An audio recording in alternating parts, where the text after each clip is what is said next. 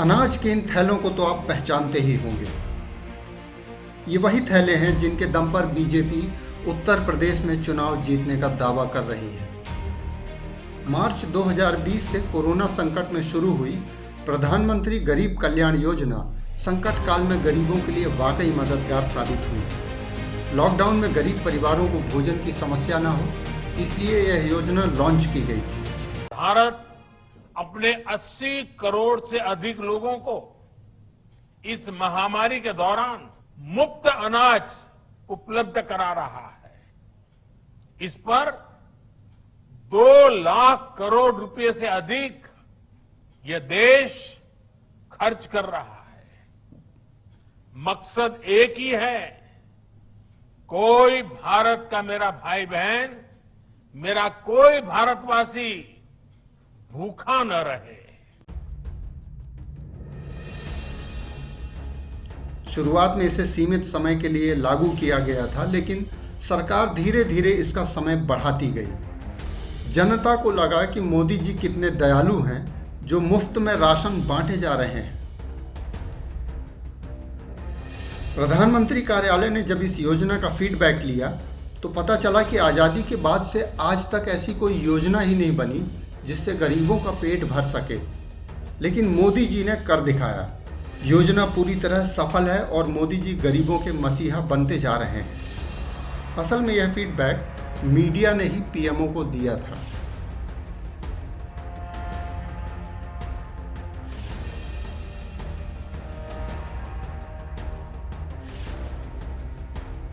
मैं राशन की दुकान पे गया तो मुझे आसानी से राशन मिल गया।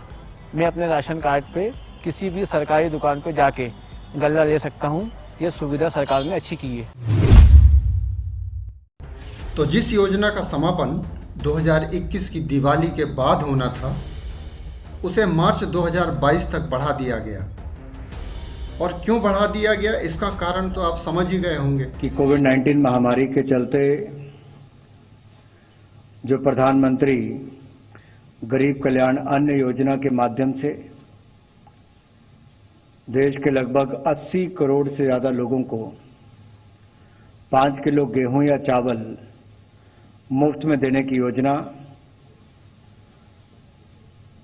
जो मार्च 2020 से लेकर अब तक लगभग 15 महीने तक देश के करोड़ों को देने का काम किया है, करोड़ों लोगों को देने का काम किया है, उसमें दिसंबर 2021 से लेकर मार्च 2022 तक 4 महीने के लिए बढ़ाने का निर्णय किया गया है।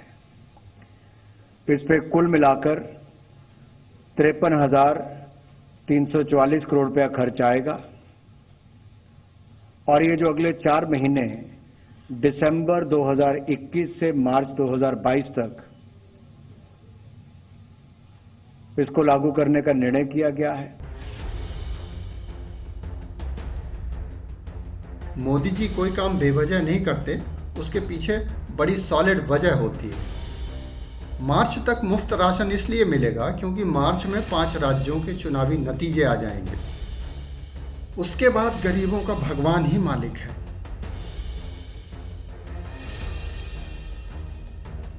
असल में 5 राज्यों में चुनाव की घोषणा से पहले ही उत्तर प्रदेश में सत्ता विरोधी माहौल की खबर दिल्ली को लग चुकी थी। चुनावी रणनीति तैयार करने के लिए बैठक बुलाई गई, जिसमें वित्त मंत्री निर्मला सीतारमण को भी बुलाया गया। बैठक में मोदी जी ने कहा कि हर हाल में उत्तर प्रदेश जीतना है और गरीब कल्याण योजना को 4 महीने और खींचने के लिए आप बजट की व्यवस्था कीजिए।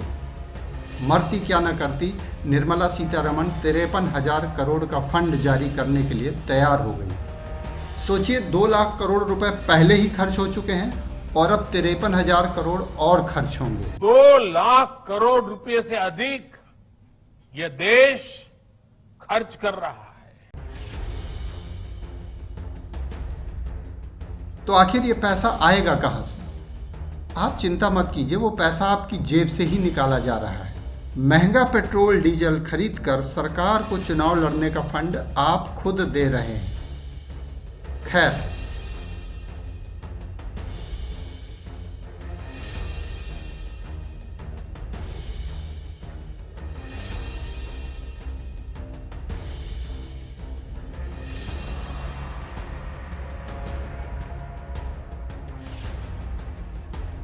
सब कुछ ठीक चल रहा था, लेकिन पहले और दूसरे चरण के मतदान के बाद सरकार के होश फाख्ता होने लगे जब उसे पता चला कि जनता फ्री का राशन भी खा गई और वोट भी नहीं दिया। मतलब पीएमओ को जो फीडबैक मिला था वह फर्जी था।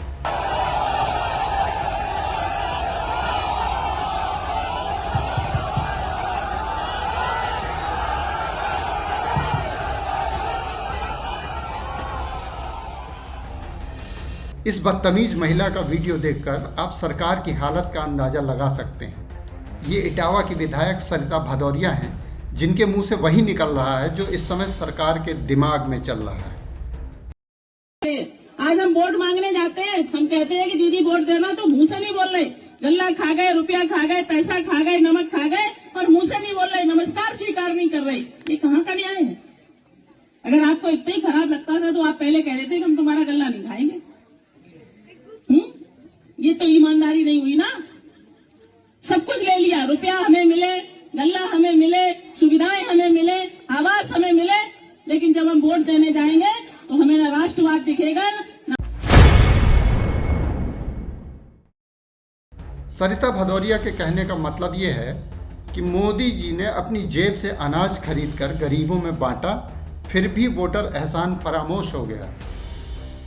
यही हाल मोदी जी के दूसरे मास्टर स्ट्रोक का भी हुआ है।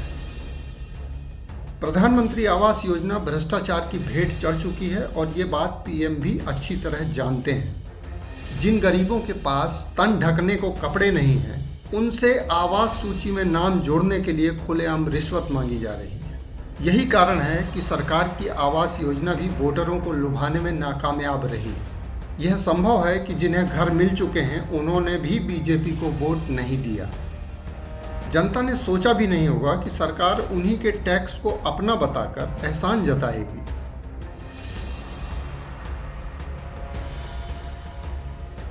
सरकारी योजनाओं के राजनीतिकरण पर आपकी क्या राय है, हमें कमेंट बॉक्स में ज़रूर बताएं और चैनल को सब्सक्राइब कर हमारी आज़ाद पत्रकारिता का मनोबल बढ़ाएं।